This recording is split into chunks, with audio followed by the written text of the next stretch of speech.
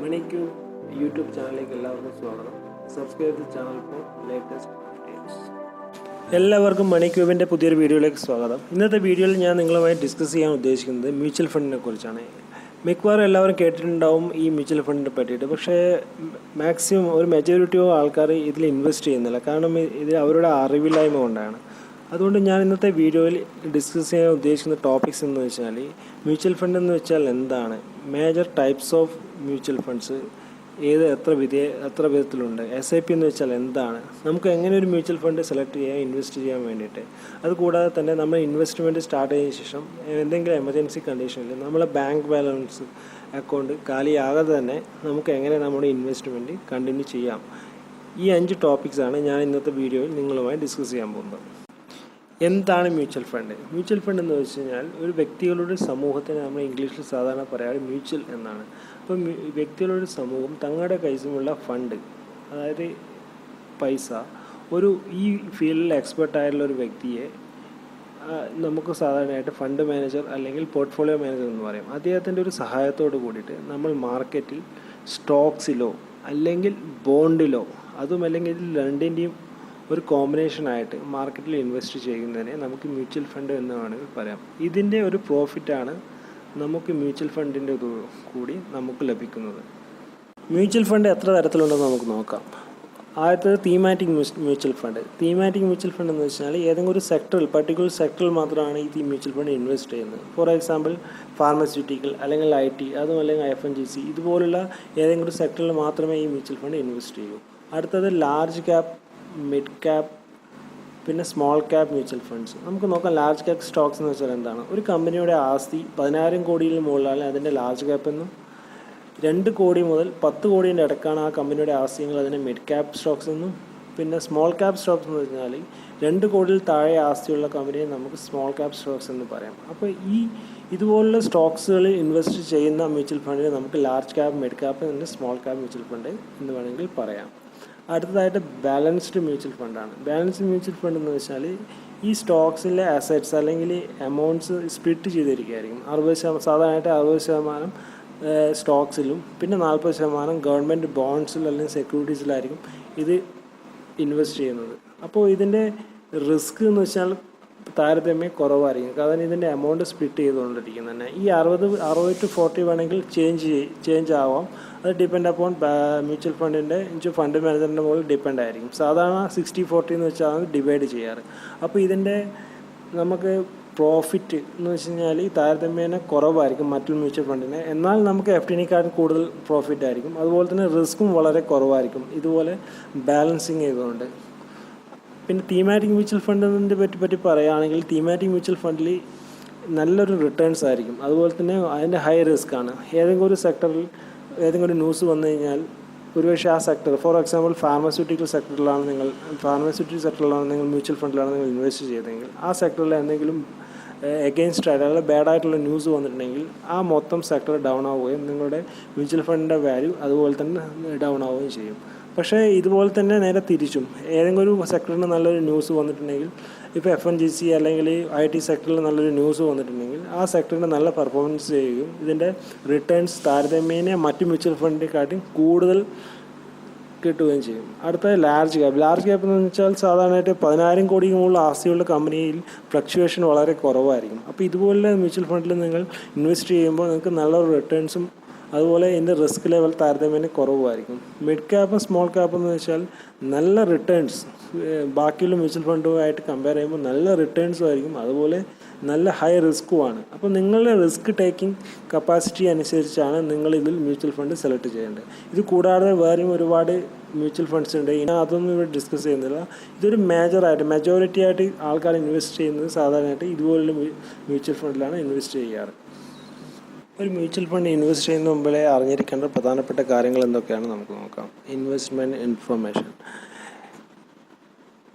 Fund type എന്ന് വെച്ചാൽ open ended അർത്ഥം നമുക്ക് ഈ മ്യൂച്വൽ ഫണ്ടിനെ എപ്പോൾ വേണമെങ്കിലും പർച്ചേസ് ചെയ്യാനും സെയിൽ ഔട്ട് ചെയ്യാനും പറ്റും. അത്തരത്തിലുള്ള മ്യൂച്വൽ ഫണ്ട്സിനെ ഓപ്പൺ എൻഡഡ് ഫണ്ട്സ് എന്നാണ് പറയാറ്. അതുപോലെ ക്ലോസ് എൻഡഡ് എന്ന് വെച്ചാൽ ഇതൊരു പീരീഡ് ഓഫ് ടൈം, അതൊരു പ്രത്യേക സമയത്ത് മാത്രമേ ഇത് പർച്ചേസ് ചെയ്യാനും അതുപോലെ ഒരു കാലയളവ് കഴിഞ്ഞാൽ മാത്രമേ ഇത് നമുക്ക് സെയിൽ ഔട്ട് ചെയ്യാനും പറ്റും. ഇത്തരത്തിലുള്ള ഫണ്ട്സിനെ നമുക്ക് ക്ലോസ് എൻഡഡ് ഫണ്ട്സ് എന്നാണ് പറയാറുള്ളത്. അടുത്തതായിട്ട് പറയാനുള്ള ഇൻവെസ്റ്റ്മെൻറ്റ് പ്ലാൻ ഗ്രോത്ത്. ഇതിൻ്റെ അർത്ഥം എന്ന് വെച്ചാൽ നമ്മൾ ഒരു ഫണ്ട് വാങ്ങി അത് നല്ല പെർഫോമൻസ് ചെയ്യുകയാണ്, നമുക്ക് ഡിവിഡൻഡ് തരികയാണ്. പക്ഷേ ആ ഡിവിഡൻഡ് ക്യാഷായിട്ട് നമുക്ക് പേ ഔട്ട് ചെയ്യില്ല. പകരം ആ ഡിവിഡൻഡ് എമൗണ്ട് ഉപയോഗിച്ചിട്ട് പുതിയ യൂണിറ്റ്സ് പർച്ചേസ് ചെയ്ത് ഓട്ടോമാറ്റിക്കായിട്ട് നമ്മളെ അക്കൗണ്ടിലേക്ക് ആഡ് ആവുകയാണ് ചെയ്യുന്നത്. അങ്ങനത്തതിനെ ഇൻവെസ്റ്റ്മെൻറ്റ് പ്ലാൻ ഗ്രോത്ത് എന്നാണ് പറയുക. അടുത്തത് എക്സിറ്റ് ലോൺ. ഒരു മ്യൂച്വൽ ഫണ്ട് വാങ്ങിയിട്ട് ഒരു പീരീഡ് ഓഫ് ടൈമിന് മുമ്പേ നമ്മൾ സെയിൽ ഔട്ട് ചെയ്യുകയാണെങ്കിൽ നമുക്കൊരു പർട്ടിക്കുലർ ഒരു എമൗണ്ട് നമ്മുടെ അടുത്ത് നിന്ന് ചാർജ് ചെയ്യും. അത്തരത്തിലുള്ള ചാർജിങ്ങിനെ നമുക്ക് എക്സിറ്റ് ലോഡ് എന്നാണ് പറയുക. ഇത് ഓരോ മ്യൂച്വൽ ഫണ്ടിനും ഡിഫറെൻ്റ് ആയിരിക്കും. SIP എന്ന് വെച്ച് കഴിഞ്ഞാൽ ഓരോ മാസവും ഒരു നിശ്ചിത എമൗണ്ട് നമ്മുടെ ബാങ്ക് അക്കൗണ്ടിൽ നിന്ന് ഡിഡക്റ്റ് ആവുകയും മ്യൂച്വൽ ഫണ്ട് ഓട്ടോമാറ്റിക്കായിട്ട് പർച്ചേസ് ആവുകയും ചെയ്യുന്ന ഒരു പ്രോസസ്സിനെയാണ് സിസ്റ്റമാറ്റിക് ഇൻവെസ്റ്റ്മെൻറ്റ് പ്ലാൻ അല്ലെങ്കിൽ SIP എന്ന് പറയുന്നത്. എന്താണ് SIP എന്ന് നമുക്കൊരു എക്സാമ്പിളിലൂടെ നോക്കാം. ഇപ്പോൾ ഒരു വ്യക്തി ഒരു A എന്ന് പറഞ്ഞിട്ടുള്ള ഒരു മ്യൂച്വൽ ഫണ്ട്, അതിൻ്റെ ഒരു യൂണിറ്റിൻ്റെ വാല്യൂ അല്ലെങ്കിൽ NAV എന്നാണ് പറയുക, 10 രൂപയ്ക്കുള്ള ഒരു മ്യൂച്വൽ ഫണ്ടിന് 1000 രൂപ വെച്ചിട്ട് ഒരു മാസം അടക്കുന്ന ഒരു മ്യൂച്വൽ ഫണ്ടിലേക്ക് അദ്ദേഹം ചേർന്ന് വിചാരിക്കുക. അപ്പോൾ മൊത്തം അദ്ദേഹത്തിന് കിട്ടുന്ന ക്വാണ്ടിറ്റി ഒരു മാസം 1000 / 10 100 ക്വാണ്ടിറ്റി. 12 മാസം അദ്ദേഹം ഇൻവെസ്റ്റ് ചെയ്യുന്ന 12,000 രൂപയും ടോട്ടൽ ക്വാണ്ടിറ്റി 1200 ക്വാണ്ടിറ്റിയാണ് അദ്ദേഹത്തിന് ഒരു വർഷത്തെ മൊത്തം കിട്ടുന്ന ക്വാണ്ടിറ്റി അതല്ലെങ്കിൽ യൂണിറ്റ്സ്. അപ്പോൾ നെക്സ്റ്റ് ഇയർ നല്ല പെർഫോമൻസ് ഉള്ള ഒരു മ്യൂച്വൽ ഫണ്ട് ആണെങ്കിൽ അപ്പോൾ ആ മ്യൂച്വൽ ഫണ്ടിൻ്റെ A എന്ന് പറയുന്ന മ്യൂച്വൽ ഫണ്ടിൻ്റെ വാല്യൂ നമുക്ക് നോക്കാം, അത് 12 രൂപയാണെന്ന് വിചാരിക്കാം. അപ്പോൾ അദ്ദേഹത്തിന് 2 രൂപേൻ്റെ പ്രോഫിറ്റാണ് കിട്ടുന്നത്. അപ്പോൾ 1200 × 2 2400 അപ്രോക്സ് 20% ഓഫ് പ്രോഫിറ്റാണ് കിട്ടിയിരിക്കുന്നത്. അപ്പോൾ ഇതിൻ്റെ തന്നെ പ്ലസ് ഇത് കൂടാതെ തന്നെ ഡിവിഡൻ്റായിട്ട് കിട്ടുന്ന എമൗണ്ട് അത് വേറെയും. ഓക്കെ, ഇത് ഫസ്റ്റ് സിനാറിയോ. നെക്സ്റ്റ് രണ്ടാമത്തെ ഒരു സ്റ്റേജ് നമുക്ക് നോക്കാം. സെയിം മ്യൂച്വൽ ഫണ്ടിൽ A എന്ന് പറഞ്ഞൊരു മ്യൂച്വൽ ഫണ്ട് ഒരു വ്യക്തി 10 രൂപയ്ക്ക് പർച്ചേസ് ചെയ്യുന്നു. അത് 1000 രൂപയുടെ SIP വെച്ചിട്ട് അദ്ദേഹം സ്റ്റാർട്ട് ചെയ്യുമെന്ന് വിചാരിക്കുക. അപ്പോൾ അദ്ദേഹത്തിന് കിട്ടുന്ന ക്വാണ്ടിറ്റി സെയിം തന്നെയാണ്, 1000 / 10 100 നമ്പേഴ്സ്. അതായത് 100 ക്വാണ്ടിറ്റി അദ്ദേഹത്തിന് ഒരു മാസം അദ്ദേഹത്തിൻ്റെ അക്കൗണ്ടിൽ ക്രെഡിറ്റ് ആകും. അപ്പോൾ 6 മാസം ഇൻവെസ്റ്റ് ചെയ്തപ്പോൾ അദ്ദേഹത്തിന് ഇൻവെസ്റ്റ് ചെയ്ത എമൗണ്ട് 6000ഉം ടോട്ടൽ ക്വാണ്ടിറ്റി എന്ന് പറഞ്ഞാൽ 6000 / 10 600 നമ്പേഴ്സാണ്. അപ്പോൾ നെക്സ്റ്റ് ഒരു 6 മാസം കഴിഞ്ഞ ശേഷം ആ മ്യൂച്വൽ ഫണ്ടിൻ്റെ വാല്യൂ 8 രൂപയായിട്ട് കുറഞ്ഞെന്ന് വിചാരിക്കുക, ഏതെങ്കിലും ന്യൂസോ എന്തെങ്കിലും റീസൺ വൈസ്. അപ്പോൾ ജൂലൈ അദ്ദേഹം ഇൻവെസ്റ്റ് ചെയ്തത് 1000 രൂപ. അപ്പോൾ ക്വാണ്ടിറ്റി എത്ര കിട്ടി? 1000 / 8 125 നമ്പേഴ്സ്. 6 മാസത്തെ ഇൻവെസ്റ്റ്മെൻറ്റിന് അദ്ദേഹം ചിലവഴിച്ച് 6000 രൂപ. ക്വാണ്ടിറ്റി ഇവിടെ എത്ര കിട്ടി? നേരത്തെ 600 ആണെങ്കിൽ ഇപ്പോൾ 750. കൂടുതൽ ക്വാണ്ടിറ്റി അദ്ദേഹത്തിൻ്റെ അക്കൗണ്ടിൽ ക്രെഡിറ്റായി. നെക്സ്റ്റ് ഇയറിൽ നല്ല മ്യൂച്വൽ ഫണ്ടാണെങ്കിൽ എന്താ സംഭവിക്കുക? അടുത്ത ഇയർ ഓട്ടോമാറ്റിക്കായിട്ട് അതിൻ്റെ വാല്യൂ കൂടുക തന്നെ ചെയ്യും. അപ്പോൾ നെക്സ്റ്റ് ഇയർ പിന്നെ അത് 10 എന്ന് വിചാരിക്കുക. അപ്പോൾ ഇവിടെ എന്താ സംഭവിക്കുന്നത്? Total number of mutual fund എത്രയായി? 600 + 750 3350 നമ്പേഴ്സ് മ്യൂച്വൽ ഫണ്ട് അദ്ദേഹത്തിൻ്റെ അക്കൗണ്ടിൽ ക്രെഡിറ്റ് ആയി. അപ്പോൾ ടോട്ടൽ ഇൻവെസ്റ്റ് അദ്ദേഹം എത്ര ചെയ്തു?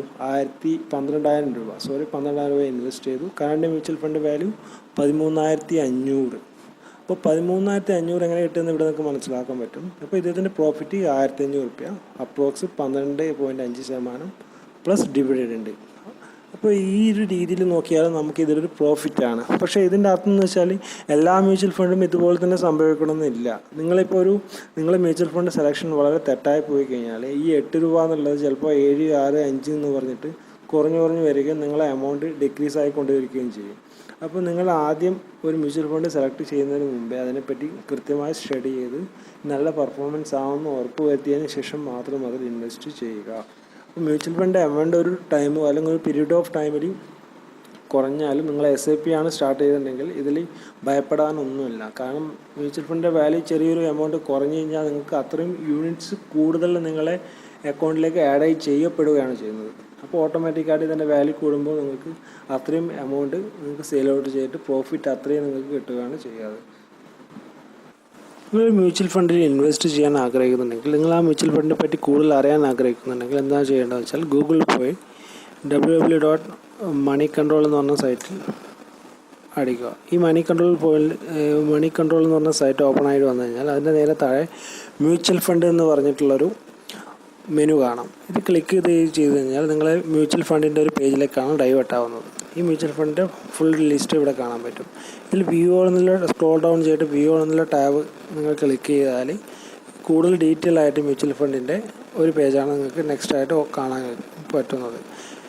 ഈ ഒരു പേജിൽ എല്ലാ മ്യൂച്വൽ ഫണ്ടിൻ്റെ എല്ലാ സെക്ടറിലുള്ള മ്യൂച്വൽ ഫണ്ടിൻ്റെയും ഡീറ്റെയിൽസ് കാണാൻ പറ്റും. അതായത് നല്ല റിട്ടേൺസ് ഈ ഒരു പീരീഡ് ഓഫ് ടൈമിൽ നല്ല റിട്ടേൺസ് തരുന്ന എല്ലാ മ്യൂച്വൽ ഫണ്ടിൻ്റെ ലിസ്റ്റുകളും ഇവിടെ കാണാൻ പറ്റും. ഫോർ എക്സാമ്പിൾ നിങ്ങൾക്കിപ്പോൾ ലാർജ് ക്യാപ്പിലാണ് ഇൻവെസ്റ്റ് ചെയ്യാൻ ആഗ്രഹിക്കുന്നതെങ്കിൽ ഇപ്പോൾ ആക്സിസ് ബാങ്കിൻ്റെ ബ്ലൂ ചിപ്പ് ഫണ്ടാണ് ഇതിൽ ഏറ്റവും മുകളിലായിട്ട് കാണുന്നത്. അപ്പോൾ ഇതാണ് ഏറ്റവും നല്ല ഉദ്ദേശിക്കുന്നത്. പക്ഷേ ആ പീരീഡ് ഓഫ് ടൈമിൽ ഇതിൻ്റെ റിട്ടേൺസ് നല്ലതാണ്. അപ്പോൾ ഇതിൻ്റെ നിങ്ങൾക്ക് ഇവിടെ നോക്കിക്കഴിഞ്ഞാൽ മനസ്സിലാവും 1 മന്ത്, 3 മന്ത്, 6 മന്ത് അല്ലെങ്കിൽ 1 ഇയർ, 2 ഇയർ, 3 ഇയറിൽ ഇതിൻ്റെ റിട്ടേൺസ് എത്രയാണെന്ന്. അപ്പോൾ ഇതിനെപ്പറ്റി കൂടുതൽ അറിയുകയാണെങ്കിൽ ഈ ആക്സിസിൻ്റെ ബ്ലൂ ചിപ്പ് ഫണ്ട് ക്ലിക്ക് ചെയ്ത് കഴിഞ്ഞാൽ ഇതിൻ്റെ ഒരു പേജിലേക്കാണ് നിങ്ങൾ ഡൈവേർട്ട് ആവുക. അപ്പോൾ ഈ axis bank blue chip fund ഇതിൻ്റെ ഒരു NAV, അതായത് ഒരു യൂണിറ്റിൻ്റെ വാല്യൂ 28.560 എന്നാണ് ഒരു യൂണിറ്റിൻ്റെ വാല്യൂ. പിന്നെ ഇത് വെരി ഗുഡ്. അത് ഇതിൻ്റെ മീറ്റർ റീഡിങ്ങിൽ ഇതിപ്പോൾ ഉദ്ദേശിക്കുന്നത് വെച്ചാൽ ഇത് ഒരു മണി കൺട്രോളിൽ തന്നെ ഒരു ഫെസിലിറ്റിയാണ്. നിങ്ങൾക്ക് ഇതിൽ കാണാൻ പറ്റുന്നത് വെരി ഗുഡ്. നിങ്ങൾക്ക് ബൈ ചെയ്യാൻ പറ്റുന്ന ഒരു മ്യൂച്വൽ ഫണ്ട് എന്നാണ് ഇൻഡിക്കേറ്റ് ചെയ്യുന്നത്. പിന്നെ നെക്സ്റ്റ് ഇതിൻ്റെ ചാർട്ട്, ഇതിൻ്റെ ഗ്രോത്ത് ചാർട്ടാണ്. ഇത് നോക്കിക്കഴിഞ്ഞാൽ നിങ്ങൾക്ക് മനസ്സിലാകാൻ പറ്റും ഇതിൻ്റെ റിട്ടേൺസ്. അതായത് ഒരു സ്ട്രെയിറ്റ് ആയിട്ടൊരു അപ്സൈഡിലേക്ക്, അതായത് ഒരു നല്ലൊരു റിട്ടേൺസാണ് ഈ ചാർട്ട് തന്നെ നിങ്ങൾക്ക് കണ്ടാൽ മനസ്സിലാവും. ഇത് താഴെ കാണുന്നത് Nifty 50 ആണ്. Nifty 50 എന്ന് വെച്ചാൽ നമ്മൾ ഷെയർ മാർക്കറ്റിങ്ങിൻ്റെ Nifty 50യിലുള്ള ഷെയർസിൻ്റെ ഷെയർ മാർക്കറ്റിങ്ങിൻ്റെ ഒരു പെർഫോമൻസ് ആണ് നമ്മൾ നിഫ്റ്റീൻ്റെ പെർഫോമൻസായിട്ട് കമ്പയർ ചെയ്യുമ്പോൾ ഇത് ഒരുപാട് നല്ലൊരു റിട്ടേൺസ് തന്നൊരു മ്യൂച്വൽ ഫണ്ടാണിത്. അപ്പോൾ ഈ ഒരു ചാർട്ട് കണ്ടാൽ തന്നെ നിങ്ങൾക്ക് മറ്റു ഡീറ്റെയിൽസ് നോക്കുന്നതിനെക്കാട്ടിയും കൂടുതൽ ഈ ഒരു ചാർട്ട് കണ്ടാൽ തന്നെ നിങ്ങൾക്ക് ക്ലിയർ കട്ടൊരു ഐഡിയ വരും നിങ്ങൾക്ക്. പിന്നെ കുറച്ചും കൂടി സ്ക്രോൾ ഡൗൺ ചെയ്ത് കഴിഞ്ഞാൽ നിങ്ങൾ ഇതിൻ്റെ ലാസ്റ്റ് 6 ഇയേഴ്സിൻ്റെ റിട്ടേൺസ് എങ്ങനെയാണ് 2013 മുതൽ 2018 വരെയുള്ള ഇതിൻ്റെ റിട്ടേൺസ്, ഇത് ഓരോ ക്വാർട്ടറിലും തന്നിരിക്കുന്ന റിട്ടേൺസ്, ആനുവൽ റിട്ടേൺസ് ഇതിൽ കാണാൻ പറ്റും. പിന്നെ സ്ക്രോൾ ഡൗൺ ചെയ്യുമ്പോൾ കൂടുതൽ ഡീറ്റെയിൽസ് ഫണ്ടിനെ പറ്റിയിട്ട് ഇതിൻ്റെ ഫണ്ട് ടൈം എന്താണോ, ഓപ്പൺ എൻഡഡ് ആണ്, ഇതിന് ഇൻവെസ്റ്റ്മെൻറ്റ് ഗ്രോത്ത് ആണ്, ഇത് ലോഞ്ച് ചെയ്തപ്പോഴാണ്, പിന്നെ ഇത് Nifty 50യിലാണ്. അത് Nifty 50യിലുള്ള ഷെയർസിൽ മാത്രമാണ് ഇത് ഇൻവെസ്റ്റ് ചെയ്യുന്നത്.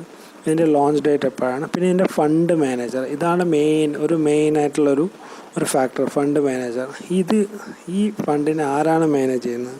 അപ്പോൾ ഈ ഫണ്ട് മാനേജ് ചെയ്യുന്ന മറ്റുള്ള മ്യൂച്വൽ ഫണ്ട് ഏതാണെന്ന് നോക്കണമെങ്കിൽ ഇതിൻ്റെ താഴെയുള്ള ഈ tab view performance scheme of managed by fund manager, ഇത് ക്ലിക്ക് ചെയ്യുകയാണെങ്കിൽ നെക്സ്റ്റ് ഒരു പേജിലേക്കാണ് നിങ്ങൾ പോകുന്നത്. ഈ ഫണ്ട് മാനേജറിൻ്റെ ത്രൂ വേറെ എത്ര ഫണ്ട്സ് ഈ മാനേജറിൻ്റെ ത്രൂ മാനേജ് ചെയ്യപ്പെടുന്നുണ്ട്, അതെല്ലാം ആക്സിസ് ബാങ്കിൻ്റെയാണ്. അപ്പോൾ അതിൻ്റെ ഒരു ഈ റിട്ടേൺസും ഇതൊക്കെ നിങ്ങൾ കാണുമ്പോൾ തന്നെ നിങ്ങൾക്ക് മനസ്സിലാക്കാൻ പറ്റും ആ ഫണ്ട് മാനേജറുടെ പെർഫോമൻസ് എങ്ങനെയാണെന്ന്.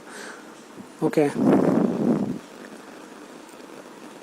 അപ്പോൾ ഈ ഫണ്ട് മാനേജർ എന്ന് പറഞ്ഞാൽ ഫണ്ട് മാനേജർ ഒരുപാട് ഡിപ്പെൻഡ് ചെയ്യുന്നുണ്ട് ഈ ഒരു പെർഫോമൻസ്. നെക്സ്റ്റ് ആയിട്ട് വരുന്ന എൻട്രി ലോഡ് നോട്ട് ആപ്ലിക്കബിൾ, അതായത് എൻട്രി ലോഡ് ഇല്ല ഇതിൽ. Exit load 1%. അപ്പോൾ ഈ 1% ഏത് കണ്ടീഷനിലാണ്? ഈ കണ്ടീഷൻസ് എന്ന് വെച്ചാൽ പിന്നെ ഓരോ മ്യൂച്വൽ ഫണ്ടിനും വെവ്വേറെ ആയിരിക്കും. അപ്പോൾ ഈ എക്സിറ്റ് ലോഡ് എന്താണ് അതിൻ്റെ ടേംസ് ആൻഡ് കണ്ടീഷൻ കൃത്യമായിട്ട് വായിച്ച് മനസ്സിലാക്കുക.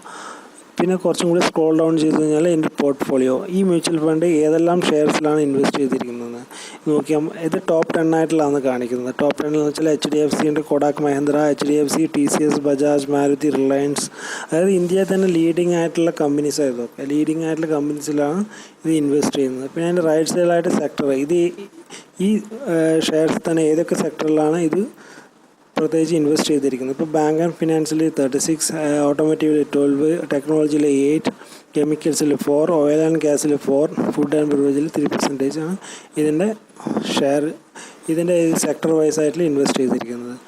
അപ്പോൾ ഇത് ഏകദേശം നിങ്ങൾക്ക് ഈ ഒരു മൊത്തം ഡീറ്റെയിൽസ് നോക്കിയാൽ തന്നെ നിങ്ങൾ ഈ മ്യൂച്വൽ ഫണ്ടിൻ്റെ നിങ്ങൾ ഇൻവെസ്റ്റ് ചെയ്യാൻ ഉദ്ദേശിക്കുന്ന മ്യൂച്വൽ ഫണ്ടിൻ്റെ ഒരു പെർഫോമൻസ് നിങ്ങൾക്ക് അറിയാൻ പറ്റും.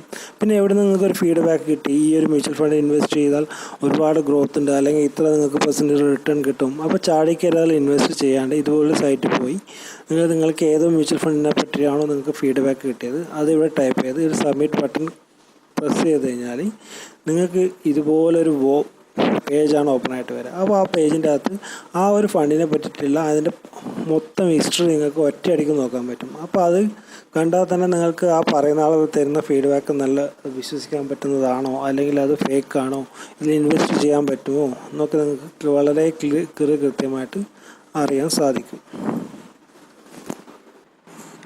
അടുത്തായിട്ട് ഈ വീഡിയോയുടെ ഏറ്റവും ഇൻട്രസ്റ്റിംഗ് ആയ ഒരു പാർട്ട് നമുക്ക് ഡിസ്കസ് ചെയ്യാം. സാധാരണ ഒരു വ്യക്തി ഒരു മ്യൂച്വൽ ഫണ്ട് സ്റ്റാർട്ട് ചെയ്യാൻ ആഗ്രഹിക്കുന്നു. അദ്ദേഹം ഉദ്ദേശിക്കുന്നത് വെച്ചാൽ 5,000 2 മ്യൂച്വൽ ഫണ്ടിലേക്ക് ഇൻവെസ്റ്റ് ചെയ്യാനാണ്. അപ്പോൾ സാധാരണ എന്താ ചെയ്യാറ്, 10,000 5,000 2 ചെക്ക് അദ്ദേഹം ബാങ്കിലേക്ക് ട്രാൻസ്ഫർ ചെയ്യും. എന്നിട്ട് നമ്മളൊരു മ്യൂച്വൽ ഫണ്ട് കട്ടാകേണ്ട ഏതെങ്കിലും ഒരു ഡേറ്റ് നമ്മൾ മെൻഷൻ ചെയ്യും. അപ്പോൾ ബാങ്ക് അക്കൗണ്ടിൽ നിന്ന് ആ എമൗണ്ട് ഡിഡക്റ്റ് ആവുകയാണ് ചെയ്യാറ്. ഫോർ എക്സാമ്പിൾ നമുക്ക് എന്തെങ്കിലും ഒരു എമർജൻസി ഒന്നും വിചാരിക്കുക ഈ ടൈം ഓഫ് പീരീഡിൽ.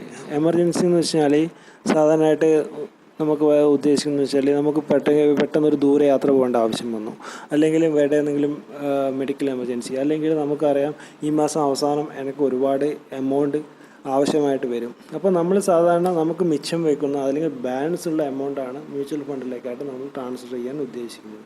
അപ്പോൾ ഈ രീതിയിലൊക്കെ നമുക്ക് എമർജൻസി വരുമ്പോൾ സാധാരണയായിട്ട് നമുക്കത് മാനേജ് ചെയ്യാൻ വേണ്ടി വളരെ ബുദ്ധിമുട്ടായിരിക്കും. അപ്പോൾ നിങ്ങൾക്കറിയാം 10,000 മ്യൂച്വൽ ഫണ്ട് ഒരു വ്യക്തി തുടങ്ങിക്കഴിഞ്ഞാൽ ആ ഒരു ഡേറ്റ് ആകുമ്പോൾ ഓട്ടോമാറ്റിക്കായിട്ട് നമ്മളെ ബാങ്ക് അക്കൗണ്ടിൽ നിന്ന് ആ എമൗണ്ട് ഡിഡക്റ്റ് ആവും. അപ്പോൾ നമ്മൾ ആ എമൗണ്ട് ഡിഡക്റ്റ് ചെയ്യാൻ ആഗ്രഹിക്കുന്നില്ലെങ്കിൽ ഒന്നാമത് ചെയ്യേണ്ടതെന്ന് വെച്ചാൽ നമ്മളെ അക്കൗണ്ട് മൊത്തം കാലിയാക്കുക, അതായത് മൊത്തം എമൗണ്ട് വിഡ്രോ ചെയ്യുക.